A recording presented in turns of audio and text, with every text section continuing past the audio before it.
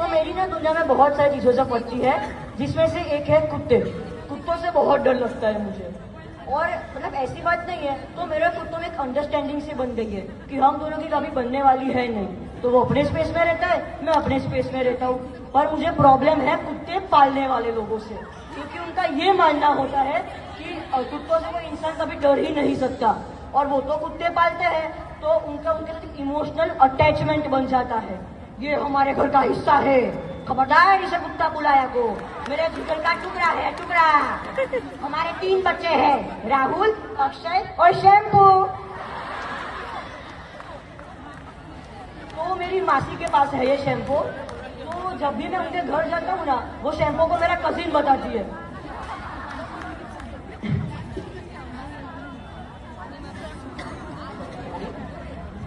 तो शैम्पू को मेरा कजिन बताती है।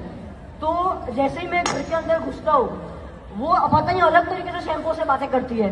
शैम्पू बेटा देखो आपके बिग ब्रदर आए हैं, धोनियो भैया, हेलो बोलो भैया को। शैम्पू बेटा mamma getting angry, listen to me. तो बेचारा कुत्ता बैठा बैठा सोच रहा है कि मेरे साथ ही ऐसा क्यों होता है। तो इनका प्यार एक लेवल पे इतना अंधा हो जाता है कि वो शैम्पू को बोलती है, शैम्पू बेटा जाओ धनिया भैया को घुमा के लेके आओ। पर मैं इस पे भी उनको जज नहीं करता हूँ यार। पर एक बार तो मतलब आप उनके घर पे जाके बोल के आओ कि आपके कुत्ते ने मुझे तंग किया है, इनका रिएक्शन देखना। आंटी आंटी आपके कुत्ते ने मुझे तंग किया है। हमारा कुत्ता है, मेरा कुत्ता है। मुझे तो लगता है तुमने कुछ किया होगा, सच बोल। तो वो हम पे ब्लेम डाल देते हैं यार, वो एक्सेप्ट ही नहीं करना चाहते। तो फिर एक बार मैंने डिसाइड किया कि मैं अभी कुत्तों से दूरी रहूंगा।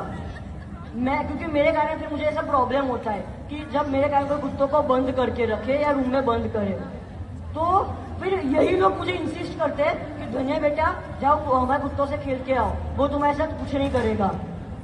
तो मेरी मासी भी मेरे साथ ऐसा ही करती है हमेशा, अरे धनिया कम ना, he'll do nothing, trust me, he'll do nothing, trust me। मैं फिर खुश होकर चला भी जाता हूँ कि मेरे साथ कुछ नहीं होगा, मेरे साथ नथिंग होगा। मुझे समथिंग हो जाता है। मैं जैसे ही दरवाजा खोलता हूँ, सामने से कुत्ता गया, मैं सीधा नीचे गिर गया। फिर मेरी मासी आके बोलती है, मुझे लगता है वो कुत्ते को बहुत डांटेगी, पर वो मासी आके बोली, धनिया तुम्हारे कारण मेरा कुत्ता नीचे गिर गया।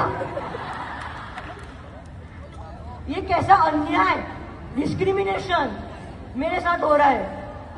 पर चलो ये भी ठीक है। आपने अगर देखा हो तो मार्केट में दूसरे सारे फोबियास को कितनी इंपॉर्टेंस मिलती है, भले उसका मतलब किसी को पता ना हो। लाइक मैं अभी एक पार्टी में गया था, तो मेरा फ्रेंड बोला, गाइस मुझे क्लॉस्ट्रोफोबिया है। तो फिर ऐसे किसी को मतलब भी नहीं पता, पर सब बोलने लग जाएंगे, oh I can feel you, we will there for helping you please. और जब मैं किसी को जाके बोल दूं मुझे कुत्तोफोबिया है, इज्जत तो छोड़ो, सिंपैथी भी नहीं करेंगे। भैया हाउ इनसेंसिटिव, कोई कुत्तों से कभी डर सकता है।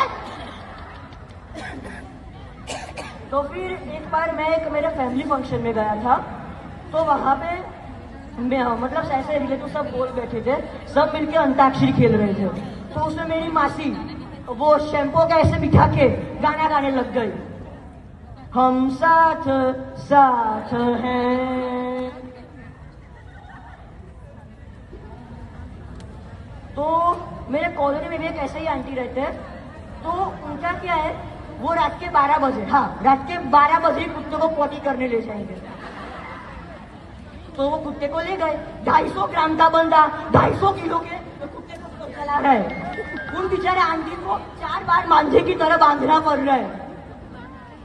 वो कुत्ता छूट रहा है हाथ से, और फिर आंटी का ध्यान सामने गया, सामने से मैं चलते हुए आ रहा हूँ। फिर उन्होंने सीधा मेरे पे ब्लेम डाल दिया, धनिया तुम्हारे कारण मेरा कुत्ता भौंक रहा है, संभालने आओ इसे। तो फिर मैं ऐसे अच्छा लड़का हूँ मैं, तो मैं संभालने भी चला गया, मैं बहुत अच्छा लड़का हूँ, तो मैं संभालने चला गया। फिर आंटी बोलने लगे, धन्य तेरे संभल भी नहीं रहा है, उस कुत्ते ने मेरे घुटने पे इतना काट दिया है, मेरे कपड़े फट गए नीचे से।